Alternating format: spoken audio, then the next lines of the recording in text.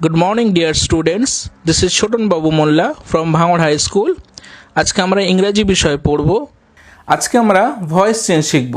তো voice change শেখার আগে কিছু আমাদের প্রিভিয়াস নলেজ লাগবে। তো আমাদের সেন্টেন্স স্ট্রাকচার টেন্স অনুযায়ী সেটা অবশ্যই জানা দরকার সঠিকভাবে, এবং সাবজেক্ট এবং অবজেক্ট তার নলেজ থাকা দরকার, এবং সেই সঙ্গে ট্রানজিটিভ ভার্ব এবং ইনট্রানজিটিভ ভার্ব কাকে বলে সেই সম্পর্কে কিছু নলেজ থাকলে আমরা সহজে ভয়েস চেঞ্জটা শিখতে পারবো। এই সেশনে আমরা ভয়েস চেঞ্জটা কিছু সায়েন্টিফিক ওয়েতে আমরা 5টা রুলস মনে রাখবো, যেটা দিয়ে আমরা খুব সহজে ভয়েস চেঞ্জ করতে পারবো, এবং সেই সঙ্গে প্যাসিভ ভয়েসের একটা স্ট্রাকচার বা একটা গঠন মনে রাখবো, একটা সেন্টেন্স স্ট্রাকচার মনে রাখবো, যেটা দিয়ে অ্যাসার্টিভ সেন্টেন্সের ক্ষেত্রে সমস্ত ভয়েস চেঞ্জ করা যাবে। প্রত্যেকটা টেন্স অনুযায়ী এই ভয়েস চেঞ্জের কিছু মাইনর চেঞ্জ আসবে, সেগুলো আমরা কিভাবে চেঞ্জ হবে জাস্ট সেইটা শিখবো।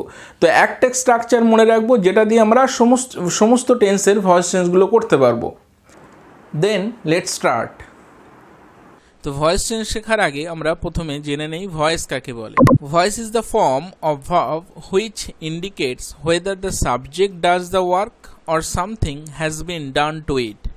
অর্থাৎ ভয়েস হলো ভার্বের সেই রূপ যার দ্বারা সাবজেক্ট নিজে কিছু করে না অন্যের কাজ তার উপরে এসে পড়ে তা বোঝায়। অর্থাৎ সাবজেক্ট সরাসরি কাজটি করছে না অবজেক্টের প্রাধান্য আসে, সেই যে পার্থক্য ভার্বের যে রূপ দ্বারা এই পার্থক্য বোঝা যায় তাকে ভয়েস বলে। There are two types of voice, active voice and passive voice. Active voice কাকে বলে আমরা দেখে নেই। যে সেন্টেন্সে সাবজেক্ট নিজে সক্রিয় বা অ্যাক্টিভ হয়ে কাজ করে ভার্বের সেই রূপকে অ্যাক্টিভ ভয়েস বলে। অর্থাৎ কোনো সেন্টেন্সে সাবজেক্ট সরাসরি ভার্বের কাজটি করছে তাকে বলা হয় অ্যাক্টিভ ভয়েস, যার স্ট্রাকচার ইউনিভার্সাল ইংলিশ সেন্টেন্সের যে স্ট্রাকচার সেটা সাবজেক্ট ভার্ব প্লাস অবজেক্ট। একটা এক্সাম্পল হচ্ছে আই ডু দ্য ওয়ার্ক, আমি কাজটি করেছি। প্যাসিভ ভয়েস তাহলে কাকে বলে? যে সেন্টেন্সে সাবজেক্ট নিজে কাজটি করে না বরং অবজেক্টের কাজ তার উপর এসে পড়ে, তখন ভার্বের সেই রূপকে প্যাসিভ ভয়েস বলে। অর্থাৎ যেখানে সাবজেক্টের প্রাধান্য না থেকে অবজেক্টের প্রাধান্য থাকবে তাকে প্যাসিভ ভয়েস বলে। প্যাসিভ ভয়েসের স্ট্রাকচার হবে অবজেক্ট বি ভার্ব, ভার্বের থার্ড ফর্ম বাই সাবজেক্ট। এক্সাম্পলটা আমরা অ্যাক্টিভ ভয়েসে দেখেছিলাম, তার প্যাসিভ ভয়েসের গেলে সেটা হবে the work is done by me. তো আই ডু দ্য ওয়ার্ক সেটা চেঞ্জ হয়ে the work is done by me. কীভাবে হয়েছে তার একটা নিয়ম আছে, 5টা নিয়ম আছে। সেই 5টা নিয়ম তো আমাদেরকে মনে রাখতে হবে, এবং 5টা নিয়ম যদি আমরা ঠিকঠাক মনে রাখতে পারি তাহলে অ্যাসার্টিভ সেন্টেন্সে ভয়েস চেঞ্জের ক্ষেত্রে আমাদের কোনো রকম ভুল হবে না। অ্যাক্টিভ ভয়েসকে প্যাসিভ ভয়েসে রূপান্তর করার নিয়ম। তো 5টা যে নিয়ম আছে আমরা সেটাকে মনে রাখার চেষ্টা করব, তাহলে আমাদের কোনো রকম ভয়েস চেঞ্জ করা, বিশেষ করে টেন্স অনুযায়ী যে ভয়েস চেঞ্জগুলো হবে অ্যাসার্টিভ সেন্টেন্সে, সেগুলোর কোনো রকম অসুবিধা হবে না।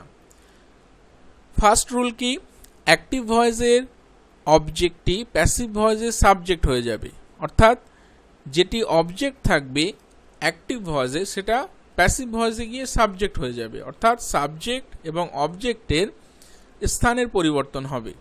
রুল নাম্বার 2 হচ্ছে সাবজেক্টের পরে টেন্স অনুযায়ী অক্সিলারি ভার্ব বসবে বা বি ভার্ব হবে। এটাই হচ্ছে সবথেকে ইম্পর্টেন্ট পয়েন্ট, যেটা টেন্স অনুযায়ী প্রত্যেকটা টেন্স অনুযায়ী শুধুমাত্র 2 নম্বর নিয়মটা পরিবর্তন হবে। তাছাড়া বাকি যে 5টা নিয়ম অর্থাৎ বাকি যে 4টে নিয়ম আছে সেটা সবার ক্ষেত্রে প্রযোজ্য। শুধুমাত্র সেকেন্ড নিয়ম অর্থাৎ সাবজেক্টের পরে যে অক্সিলারি ভার্ব আসবে সেটা টেন্স অনুযায়ী ভিন্ন রকম হবে। 3 নম্বর নিয়ম হচ্ছে মূল ভার্বের পাস্ট পার্টিসিপেল ফর্ম, যাকে আমরা V3 ফর্ম বলি, সেটা বসবে। তারপরে ভার্বের পরে বেশিরভাগ সময় বাই বসবে, কিছু ক্ষেত্রে অন্য প্রিপোজিশন বসবে, সেগুলো আমরা পরে জানবো পরের সেশনে। তো রুল নাম্বার 5-এ আছে অ্যাক্টিভ ভয়েসের সাবজেক্টটি প্যাসিভ ভয়েসের অবজেক্ট হয়ে যাবে, অর্থাৎ অবজেক্টে রূপান্তর হবে। Again I am repeating the rules. 1 নম্বরে যেটি অবজেক্ট সেটি সাবজেক্ট হিসাবে আসবে। 2 নম্বরে অক্সিলারি ভার্ব আসবে, যেটা অ্যাকচুয়ালি বিভিন্ন টেন্সের ক্ষেত্রে বিভিন্ন রকম হবে। 3 নম্বরে ভার্বের থার্ড ফর্ম অর্থাৎ পাস্ট পার্টিসিপেল ফর্ম বসবে, তারপরে বাই আসবে এবং শেষে সাবজেক্ট আসবে। এই 5টা রুল, যেটা 4টে সেম থাকবে, শুধুমাত্র 2 নম্বরের অক্সিলারি ভার্বটা বিভিন্ন জায়গায় বিভিন্ন রকমভাবে আসবে। আমরা এখন এক্সাম্পল দিয়ে দেখব কিভাবে স্ট্রাকচারটা পরিবর্তন হয় এবং কিভাবে সেই স্ট্রাকচার মেনে সেন্টেন্সকে পরিবর্তন করতে হয় অ্যাক্টিভ ভয়েস টু প্যাসিভ।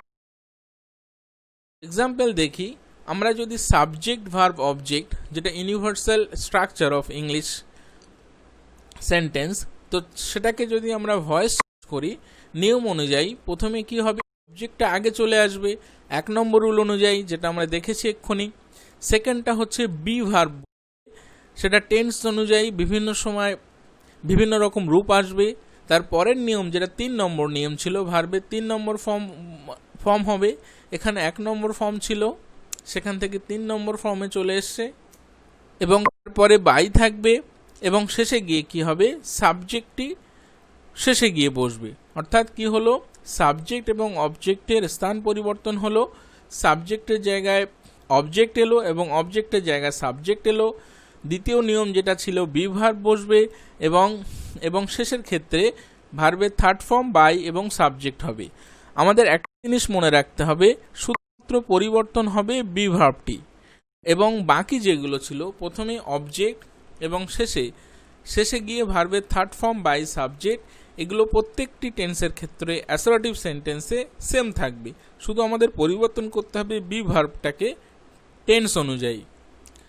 তো সেটা আমরা একটা এক্সাম্পল দিয়ে দেখি। হি মেক্স ডলস, সে পুতুল তৈরি করে। সেটাকে আমরা জানি হি সাবজেক্ট, মেক্স হচ্ছে ভার্ব এবং ডলস হচ্ছে অবজেক্ট। তো এখানে মেক্স হচ্ছে ট্রানজিটিভ ভার্ব। মনে রাখতে হবে শুধু ট্রানজিটিভ ভার্বের ক্ষেত্রে ভয়েস চেঞ্জ হবে, অর্থাৎ যার প্রকৃত অবজেক্ট থাকে সেরকম ভার্বের ক্ষেত্রেই ভয়েস চেঞ্জ হবে। কি বা কাকে দিয়ে প্রশ্ন করলে সঠিক অবজেক্টটা আসে, সে কি তৈরি করে না ডলস তৈরি করে। তো এটাকে আমরা প্রথম নিয়ম অনুযায়ী কি দেখেছি, প্রথমে কি হবে, ডলসটা অর্থাৎ অবজেক্টটা আগে চলে আসবে, ডলস এলো। সেকেন্ড নিয়ম ছিল অক্সিলারি ভার্ব বসবে টেন্স অনুযায়ী। তো হি মেক্স ডলস, এটা হচ্ছে প্রেজেন্ট ইনডিফিনাইটে আছে, অর্থাৎ প্রেজেন্ট সিম্পল প্রেজেন্টে আছে, তার অক্সিলারি ভার্ব হিসাবে অ্যামিজার আসবে, তো সেটা এলো। তারপরে ভার্বের থার্ড ফর্ম বসবে, মেক্স ছিল সেটা মেড হবে ভার্বের থার্ড ফর্ম, এবং তারপরে গিয়ে বাই বসবে নিয়ম অনুযায়ী, এবং শেষে হির অবজেক্টিভ ফর্ম হচ্ছে হিম, সেটা আসবে। তাহলে কি হলো, যে নিয়ম আমরা শিখলাম সেই অনুযায়ী প্রথমে অবজেক্ট এলো, তারপরে অক্সিলারি ভার্ব এলো, তারপর ভার্বের থার্ড ফর্ম বাই এবং শেষে গিয়ে সাবজেক্ট। তাহলে অবজেক্ট, ভার্বের থার্ড ফর্ম বাই সাবজেক্ট ঠিক থাকলো। রূপ পরিবর্তন হবে, যার যেটা সাবজেক্টিভ রূপ সাবজেক্ট হিসাবে যখন বসবে তারই অবজেক্টিভ রূপটা এখানে বসবে, হি ছিল হিম হয়ে গেছে, এবং এখানে অক্সিলারি ভার্ব এখানে দেখতে পাচ্ছি এই অংশটুকু পরিবর্তন হবে টেন্স অনুযায়ী।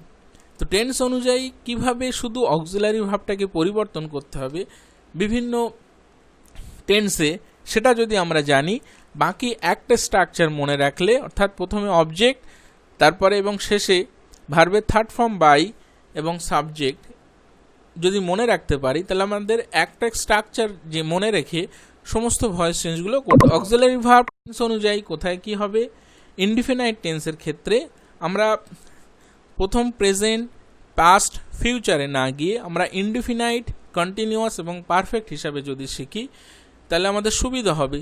কারণ হচ্ছে ইনডিফিনাইটেড টেন্সের ক্ষেত্রে তিনটেই অনেকটা স্ট্রাকচারগত মিল আছে।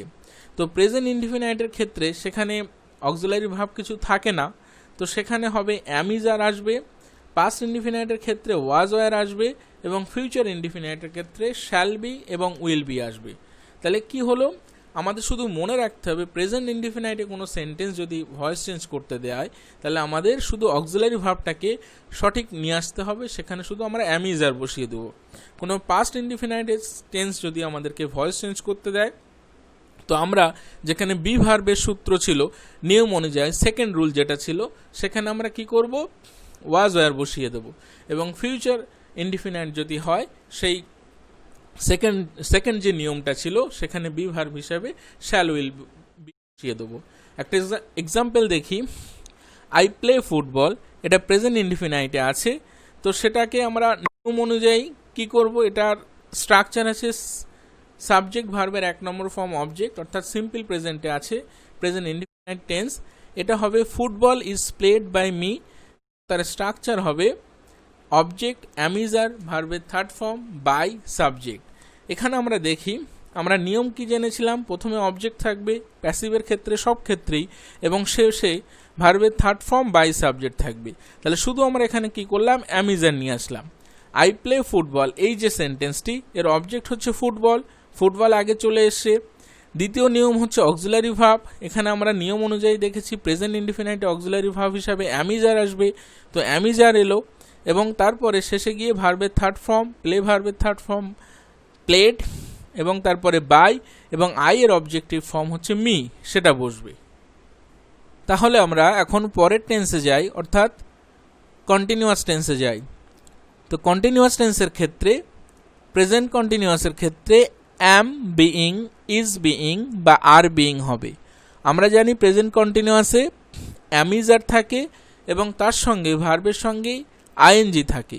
তো যেহেতু আমরা ভার্বের 3rd ফর্ম দেব, সেই আইএনজির রূপটাকে বি ভার্ব এনে তার সঙ্গে আইএনজি যোগ করে দিতে হবে। যেখানে সাবজেক্টের পরে অ্যাম থাকবে সেখানে অ্যাম বিইং, অথবা ইজ থাকলে ইজ বিইং, বা আর থাকলে আর বিইং হবে। পাস্ট কন্টিনিউয়াসের ক্ষেত্রে সেম, ওয়াজ বিইং এবং ওয়ার বিইং হবে, এবং ফিউচার কন্টিনিউয়াসের ক্ষেত্রে শ্যাল বি বিইং বা উইল বি বিইং হবে। এক্সাম্পল দেখে নেই আমরা, আই অ্যাম প্লেয়িং ফুটবল, এটি একটি continuous tense, present continuous tense. I am playing football, present continuous টেন্সের গঠন হচ্ছে সাবজেক্ট অ্যামিজারের মধ্যে একটা ভার্বের 1 নম্বর ফর্ম, তার সঙ্গে আইএনজি যোগ এবং অবজেক্ট। সেটাকে যদি আমরা ভয়েস চেঞ্জ করি তো কি হবে, নিয়ম অনুযায়ী প্রথমে ফুটবল চলে আসবে, অর্থাৎ অবজেক্ট চলে আসবে, তারপরে অ্যামিজার আসবে, যেহেতু ফুটবলের পরে একটা খেলার নাম, তারপরে ইজ আসবে, সেটা এলো, এবারে বিইং শব্দটা এলো। অর্থাৎ কন্টিনিউয়াস টেন্সের ক্ষেত্রে আমাদের মনে রাখতে হবে শুধু বিইং শব্দটাকে আনতে হবে, তা না হলে প্রেজেন্ট ইনডিফিনাইট অর্থাৎ যে কোনো ইনডিফিনাইটের ক্ষেত্রে যে গঠন দেখেছিলাম অবজেক্ট অ্যামিজার এবং ভার্বের 3rd ফর্ম বাই সাবজেক্ট, সেগুলো সমস্ত কিছু থাকবে কন্টিনিউয়াস টেন্স হলে। অর্থাৎ যে টেন্সের ক্ষেত্রে আমরা দেখব যে আইএনজি যোগ আছে সেখানে আমরা একটা বিইং নিয়ে আসব, এবং শেষে গিয়ে ভার্বের 3rd ফর্ম বাই সাবজেক্ট, এটা সবার ক্ষেত্রেই প্রযোজ্য। তাহলে আমরা এক্সট্রা কি আনলাম, অ্যামিজার আনলাম, যেটা আমরা জানি অক্সিলারি ভার্ব আনতে হবে। কন্টিনিউয়াস টেন্সের ক্ষেত্রে শুধু বিইং নিয়ে আসলাম। তো সেই ক্ষেত্রে অবজেক্ট হচ্ছে ফুটবল, ফুটবল এলো, অ্যামিজারের মধ্যে ইজ এলো, তারপরে বিইং এসছে গঠনের নিয়ম অনুযায়ী, এবং শেষে ভার্বের 3rd ফর্ম প্লেড বাই এবং অবজেক্ট আইয়ের অবজেক্টিভ ফর্ম মি এসছে। আই এম প্লেয়িং ফুটবল, সেটা হলো football is being played by me. পরের টেন্স অর্থাৎ পারফেক্ট টেন্স দেখি আমরা। তো পারফেক্ট টেন্সের ক্ষেত্রে কি হবে, সেখানে পারফেক্ট টেন্সে জানি আমরা হ্যাভ হ্যাজ বা হ্যাড থাকে, এবং ফিউচার টেন্সের ক্ষেত্রে শ্যাল হ্যাভ বা উইল হ্যাভ থাকে। তার সঙ্গে যেটা করতে হবে আমাদের শুধু বিন নিয়ে আসতে হবে। তো ভার্বের 3rd ফর্ম যেহেতু পারফেক্ট টেন্সে থাকেই, যার কারণে শুধু যদি আমরা বিন নিয়ে আসি তাহলে পারফেক্ট টেন্সের ভয়েস চেঞ্জটা হয়ে যাবে। প্রেজেন্ট পারফেক্টের ক্ষেত্রে হ্যাজ বিন বা হ্যাভ বিন আনতে হবে, পাস্ট পারফেক্টের ক্ষেত্রে শুধু হ্যাড বিন হবে, এবং ফিউচার পারফেক্টের ক্ষেত্রে শ্যাল হ্যাভ এবং উইল হ্যাভের সঙ্গে বিন আসবে। অর্থাৎ আমরা যেমন কন্টিনিউয়াস টেন্সে বিইং শব্দটা এনেছিলাম কারণ আইএনজি ছিল, সেই কারণে এখানে কি করতে হবে, যেহেতু পাস্ট পারফেক্ট টেন্সের ক্ষেত্রে ভার্বের 3rd ফর্ম থাকে এমনি, তার জন্য বি ভার্ব টেনে তার 3rd ফর্ম বিন বসাতে হবে। তো এক্সাম্পল দেখে নিই আমরা। এখানে একটা এক্সাম্পল দেখছি সেম সেন্টেন্সের, আই হ্যাভ প্লেড ফুটবল, অর্থাৎ যার গঠন হচ্ছে সাবজেক্ট হ্যাভ হ্যাজ ভার্বের 3rd ফর্ম অবজেক্ট, তার গঠন এবং তাকে যদি আমরা ভয়েস চেঞ্জ করি অবজেক্ট আগে চলে আসবে, হ্যাভ হ্যাজ থাকবে যেহেতু অক্সিলারি ভার্ব, এবং তার সঙ্গে বিন আসবে, এবং শেষের ক্ষেত্রে ভার্বের 3rd ফর্ম বাই এবং সাবজেক্ট থাকবে। তাহলে কি হলো, প্রথমে অবজেক্ট এবং শেষে ভার্বের 3rd ফর্ম বাই সাবজেক্ট সমস্ত ক্ষেত্রেই ছিল অক্সিলারি ভার্ব সবার ক্ষেত্রেই আসবে, আমরা পারফেক্ট টেন্সের জন্য শুধু বিন নিয়ে আসলাম। তো সেইটাকে যদি আমরা ভয়েস চেঞ্জ করি, ওই সেন্টেন্সকে ফুটবল আগে চলে এলো, তার সঙ্গে হ্যাজ হ্যাভের মধ্যে একটা হবে হ্যাজ হলো, ভার্ব নিয়ম অনুযায়ী বিন আসবে এবং শেষে ভার্বের থার্ড ফর্ম বাই এবং সাবজেক্ট আসবে, সাবজেক্টের objective form. I have played football, সেটা হবে football has been played by me. এর পরের টেন্স হচ্ছে perfect continuous tense. Perfect continuous টেন্সের ভয়েস চেঞ্জ হয় না।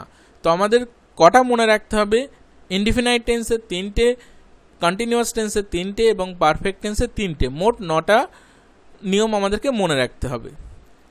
তো আমরা যেটা শিখলাম কয়েকটা প্র্যাকটিস করে দেখি, লেটস ডুতে। প্রথম যেটা আছে, they were helping the blind man. তো এখানে কি আছে? দে আছে, ওয়ার আছে, হেল্পিং আছে, দ্য ব্লাইন্ড ম্যান, অর্থাৎ সাবজেক্ট ওয়াজ ওয়ারের মধ্যে একটা ভার্ব আইএনজি এবং অবজেক্ট। এটা হচ্ছে পাস্ট কন্টিনিউয়াস টেন্সের এক্সাম্পল। তো সেটাকে আমরা ভয়েস চেঞ্জ করলে কি হবে? The blind man was being held by them. Blind ম্যানটা অবজেক্ট আগে চলে এসছে, নিয়ম অনুযায়ী কি হবে? অক্সিলারি ভার্ব হবে। একটা ব্লাইন্ড ম্যান, সেজন্য ওয়াজ হয়েছে, এবং আইএনজি থাকলে আমরা বলেছিলাম বিইং আনতে, তো বিইং এসছে, এবং শেষে যা নিয়ম ভার্বের থার্ড ফর্ম বাই এবং সাবজেক্ট সেটা এলো। পরের এক্সাম্পল হচ্ছে শিহা ব্রোক দ্য ডল। তাহলে এখানে কি হলো? দ্য ডল হচ্ছে অবজেক্ট, সেটা আগে চলে আসবে, এবং যেহেতু ব্রেক আছে, ব্রক হচ্ছে ব্রেকের সেকেন্ড ফর্ম, অর্থাৎ এটা পাস্ট ইনডিফিনাইট টেন্সে আছে। পাস্ট ইনডিফিনাইট টেন্সে আমরা দেখেছিলাম অক্সিলারি ভার্ব হিসাবে ওয়াজ ওয়ার আসবে। তো একটা ডল, যার জন্য ওয়াজ এসেছে, এবং শেষে ভার্বের third form broken, break, broke, broken by Shiha. শিহার দ্বারা পুতুলটা ভাঙা হয়েছে, তো সেটা এলো। আরও একটা এক্সাম্পল দেখি, you will have finish the homework. এখানে হোমওয়ার্ক অবজেক্ট, সেটা আগে চলে আসবে, দ্য হোমওয়ার্ক, এবং কি হবে? উইল হ্যাভ ফিনিশড, অর্থাৎ ফিউচার পারফেক্টে আছে।